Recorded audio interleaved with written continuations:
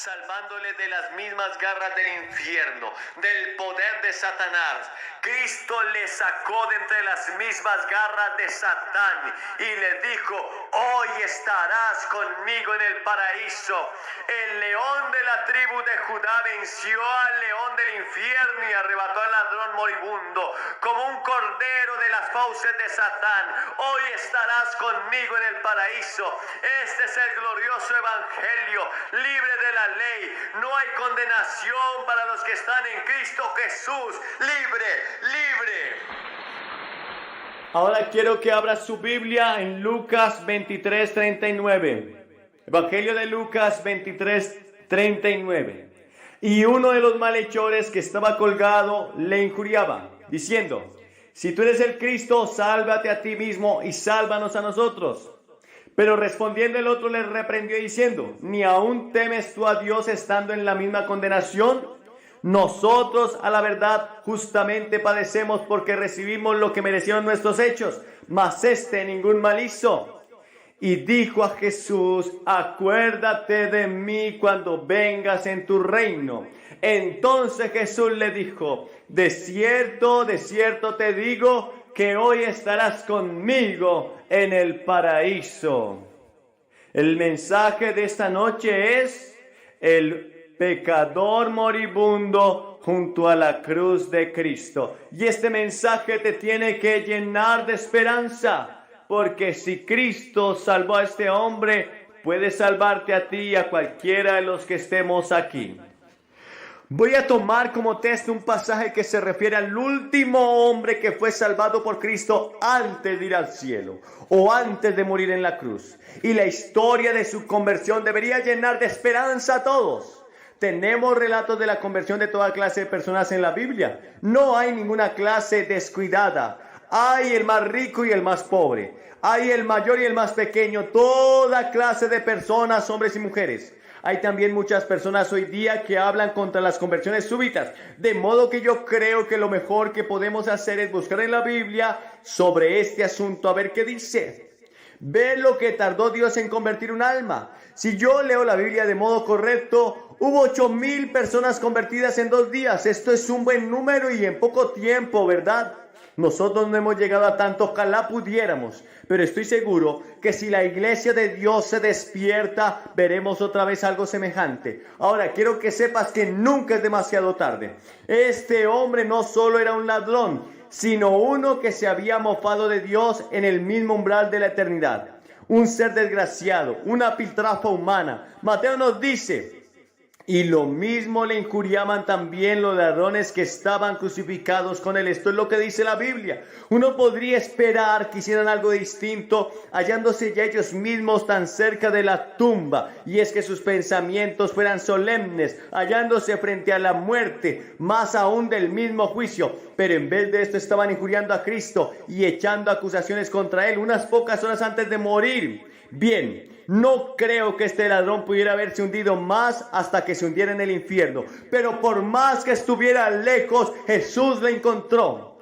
Mateo y Marcos nos dicen que estos 2 hombres injuriaban a Jesús. Juan no dice nada sobre las injurias. De hecho, ni nos dice si uno de ellos se convirtiera. Las noticias las hallamos en Lucas 23:40, donde vemos que le dice al otro ladrón: ¿no temes tú a Dios? Salomón el sabio dice: el principio de la sabiduría es el temor a Jehová. Ahora bien, aquí tenemos el principio de la sabiduría en este ladrón. Empezó temiendo a Dios. Estoy seguro que hay centenares de personas en este edificio que temen a Dios, porque este es el verdadero principio de la sabiduría. La convicción de pecado podemos verla también en él. Después de esto vemos que el ladrón fue redarguido del pecado, sintió sobre sí la carga del pecado. No es probable que nadie se convirtiera a menos que empiece siendo redarguido de pecado. ¿Y qué fue lo que convenció a él de pecado? No oyó ningún sermón de Jesús. Los gobernantes se burlaban de él y le decían los sacerdotes: bájate de allí si verdaderamente eres el rey de los judíos. Prácticamente el jefe del estado de su propio país le había hallado culpable de blasfemia y le condenó a morir en la cruz. Las personas más importantes del reino meneaban las cabezas y se burlaban de él. ¿Qué es pues lo que convenció a este hombre de su pecado? No había visto a Jesús ejecutando ningún milagro. No había oído palabras maravillosas de sus labios. No había visto una corona resplandeciente sobre su frente. En verdad que había escrito sobre su cruz: Jesús Nazareno, Rey de los judíos. Pero ¿dónde estaba el reino? ¿No vio que los judíos le rindieran homenaje? Los judíos le daban muerte. No tenía un cetro en la mano. Es verdad que le habían coronado un poco antes, pero solo de espinas. Y con todo, en medio de todo esto, este pobre ladrón fue redarguido de pecado cuando cayó sobre él el temor. También vemos el poder del amor. ¿Qué fue lo que le convenció? Voy a deciros lo que creo que le convenció. Aunque no puedo ser dogmático en esto, creo que fue la oración del Salvador. Cuando el Señor Jesús exclamó desde lo más profundo de su alma: Padre, perdónalos. El hombre quedó convencido de pecado. Tiene que haberse dicho: ¿pero cómo?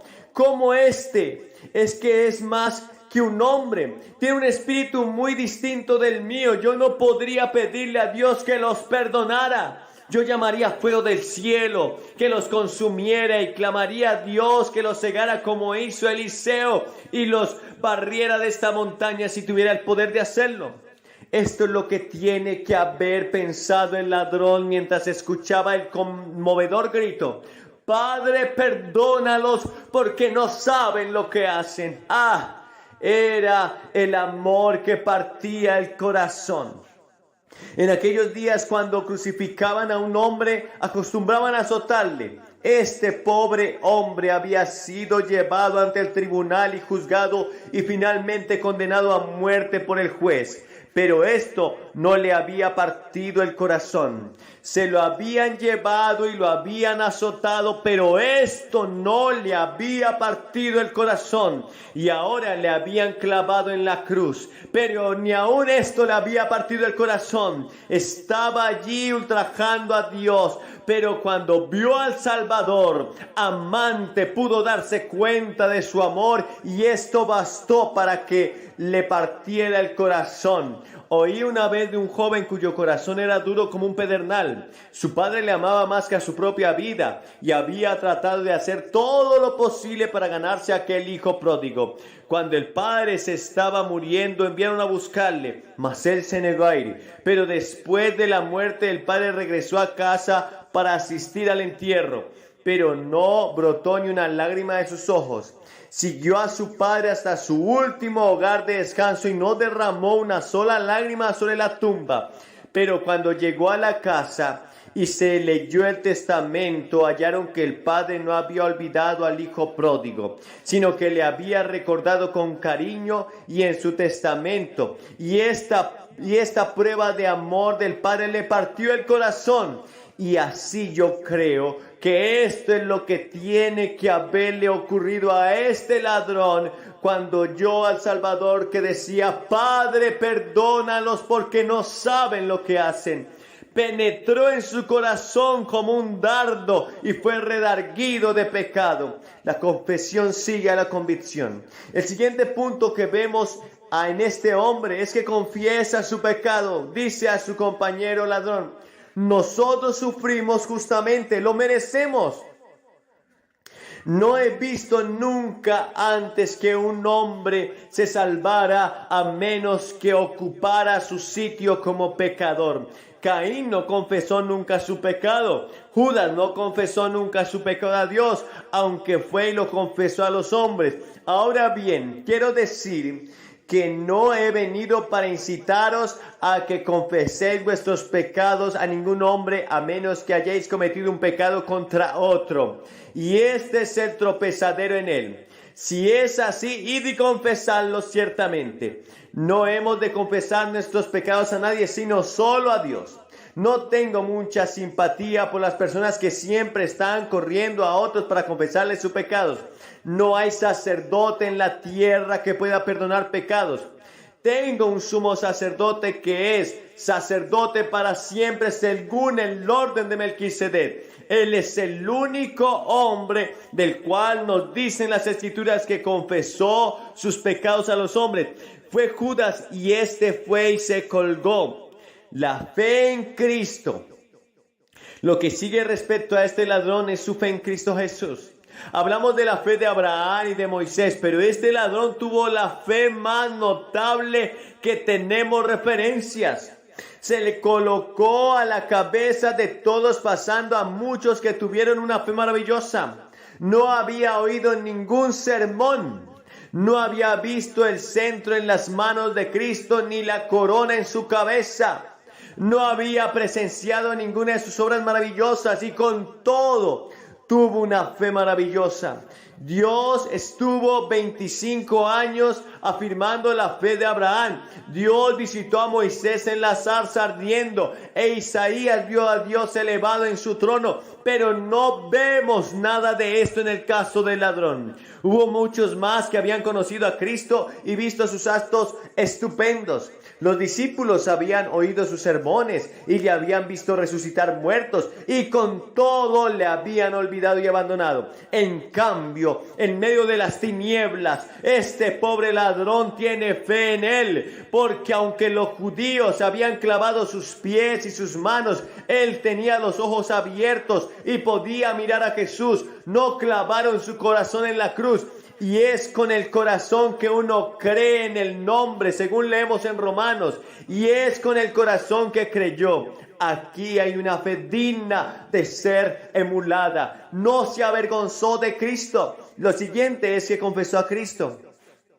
En este periodo sombrío, era la hora más negra del peregrinaje de Cristo, aquí abajo, y nos vamos a ver una hora más negra en este mundo que la que pasó Cristo. El pecado del mundo estaba sobre él, el cielo estaba cerrado contra él, cerrado bajo 7 llaves, y ahora estaba colgado en el madero llevando nuestros pecados, y estaba escrito: maldito el que es colgado en un madero.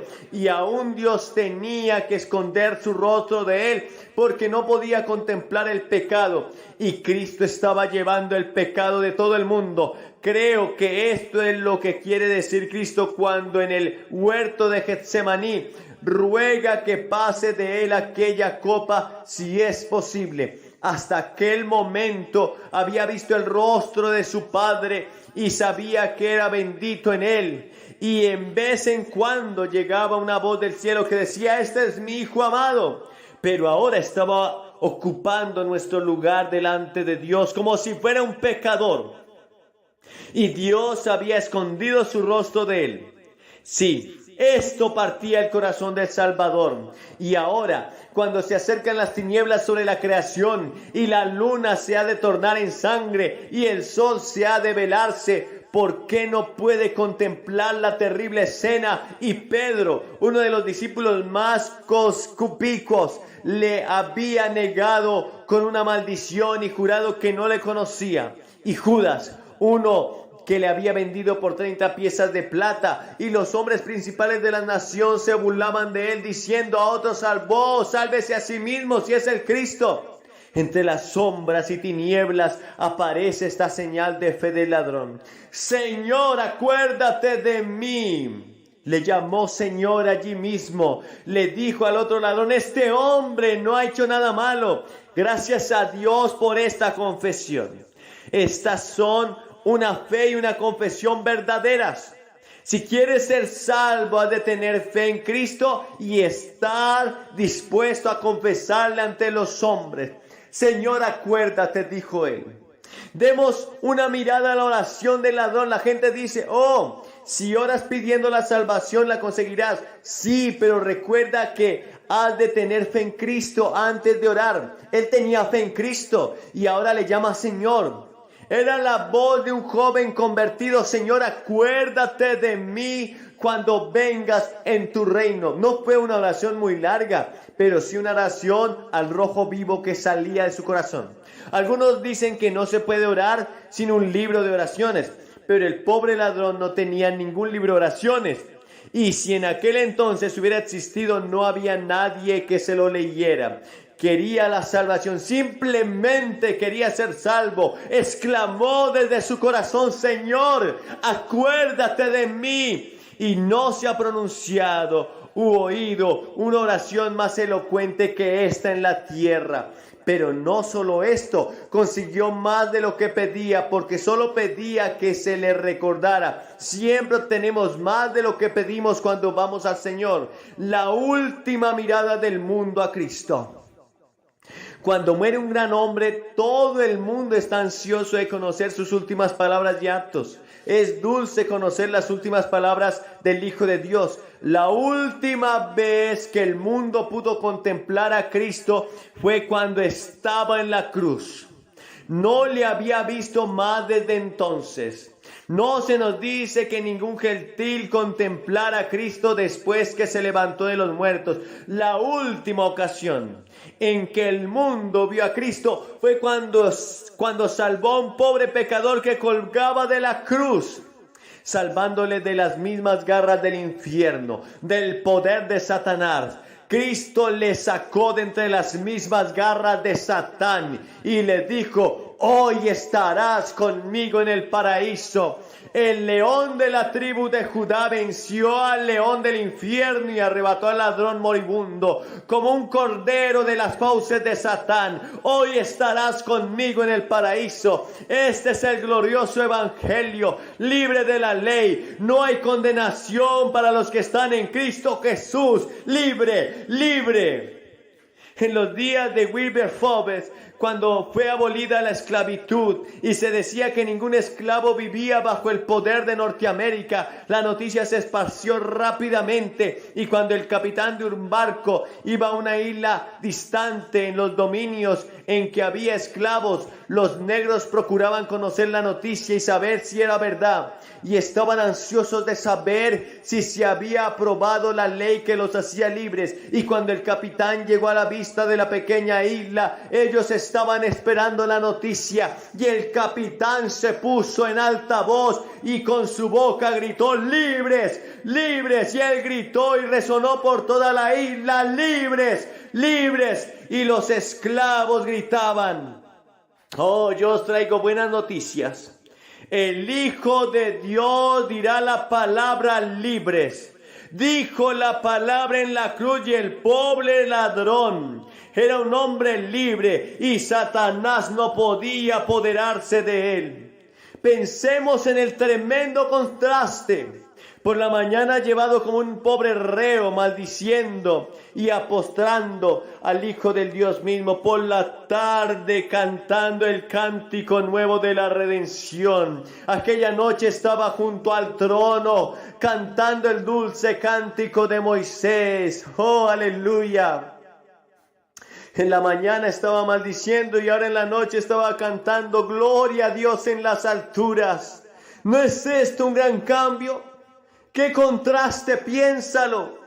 Piénsalo, pecador, condenado por la mañana por los hombres, echado de la tierra por ser demasiado vil, y por la noche bueno para el cielo, lavado por la sangre del Cordero, y Cristo dispuesto a recibirle en el reino del cielo. Cristo no estaba avergonzado de andar por él por las calles de oro del cielo. El ladrón oyó la exclamación en la cruz cuando Cristo dijo: consumado es. ¡Qué gozo debe haber mudado su alma al oír este grito! Mi salvación ha sido completada ahora. Vio la lanza que se hundía en el costado de Cristo, la sangre que fluía, y pudo ver el brillo de su faz iluminada por la gloria. Sin derramamiento de sangre no hay perdón de pecados. Era una vista triste, pero gloriosa.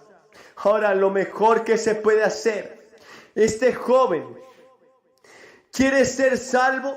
¿Estás dispuesto a confesar a Jesús como tu Señor y Salvador y ocupar tu lugar junto al Maestro y decir: a partir de este momento serviré al Señor Jesús?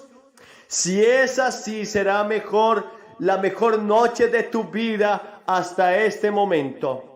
Todo cristiano verdadero debería seguir este consejo. Y si yo pudiera gritar de forma que se me oyera en el trono y preguntar al Salvador qué es lo que Él quiere que tú hagas, se oiría una voz desde los cielos que diría: dile que busque la salvación. Cuando el pobre ladrón se convirtió, probablemente era la primera vez que había oído hablar del Señor Jesucristo, o que había sido invitado, pero con toda seguridad no se da este caso con respecto a ti. ¿Cuántas personas hay que aplazan una y otra vez la salvación hasta que ya es demasiado tarde? Hay muchos que viven en el futuro. Es mejor ser prudente y entrar en el reino de Dios ahora. Que tu oración, como la del pobre ladrón, suba al cielo desde tu corazón: Señor, acuérdate de mí. Y no pedirás en vano. Es una conversión oportuna. Un ministro de Edimburgo cuenta la historia de la conversión de un joven que trabajaba en uno de los distritos mineros. Cuando hubo terminado la reunión en una de las iglesias, cierta noche el ministro le vio de pie junto a una columna en la iglesia. Cuando ya casi todos se habían ido y le preguntaron por qué él no se había ido ya a su casa, el joven contestó: he decidido que no voy a salir de esta iglesia hasta que me haya hecho cristiano. Así que se quedaron y hablaron con él. Era lo mejor que podía hacer. Quisiera que cada uno aquí hiciera lo mismo. Decídete. No salgas de aquí hasta que hayas puesto en orden tu alma para la eternidad. En el caso de este joven, al día siguiente, mientras trabajaba en la mina, cayó sobre él un gran pedazo de carbón y lo mató. Acababa de decidir a uno de sus compañeros: hice muy bien en resolver este asunto anoche. Eso fue lo que dijo a sus compañeros. Joven, voy a dejar que conteste la pregunta. ¿No fue bueno que el minero de esta historia resolviera la cuestión de aquella noche? Un joven que estaba en el ejército durante la guerra civil me dijo que cuando supo que su hermano, de quien nunca se había separado, se había alistado en cierto regimiento, fue él mismo y escribió su nombre bajo de su hermano. Comían juntos, marchaban juntos y luchaban juntos, el uno al lado del otro. Al fin el hermano fue herido por una bala y cayó a su lado mortalmente herido.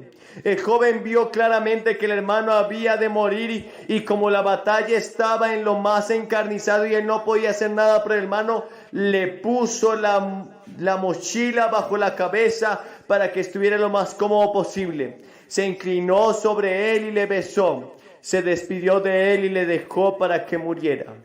Cuando se alejaba, su hermano le llamó: Charlie, ven otra vez.